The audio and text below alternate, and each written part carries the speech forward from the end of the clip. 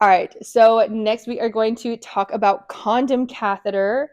With condom catheter, condom caths are normally going to come pre-packaged in a little container. Some will have these little bands, some won't. It's just for some extra added support. There are different sizes, so making sure we have the right size is key. You are going to make sure you have your prep wipe, or if you're taking it off, you have your remover wipe. And you also, of course, need your gloves. So I am going to put those on first. And I am going to go ahead and pull back the brief.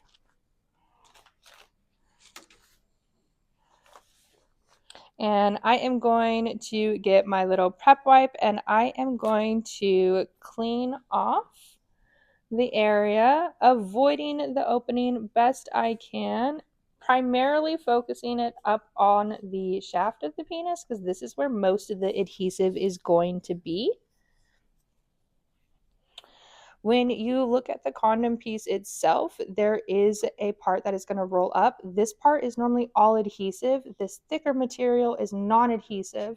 So I always recommend giving it a little bit of a roll that I just undid and giving it down until it's that thicker material so you can hold on to it pretty easy. It does have a tendency to grab at your gloves, so sometimes I'll use my wipe to help push it down as well so it doesn't eat at the material.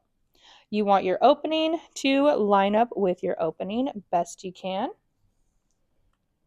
And then you are going to just slowly undo your roll and make its way up the penis. There is typically going to be a little bit of a gap here down at the end, and that's okay. Again, normally these are adhesive, so it is going to hold.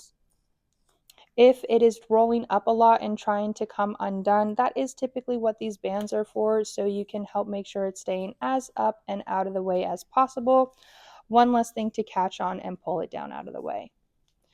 Once you have that on and in place, you can then just take your cath bag and add it here.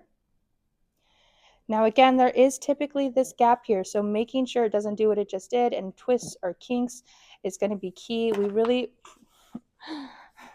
try that again. Once you get this up, there is going to be this gap here. You want to make sure this doesn't twist or kink on itself, as it's going to pinch off the flow and it's going to cause this to fill up like a balloon and pop off. So you really want to make sure that it's going down the side of the leg carefully and nothing is pinching it off too much. And that's how you do a catheter.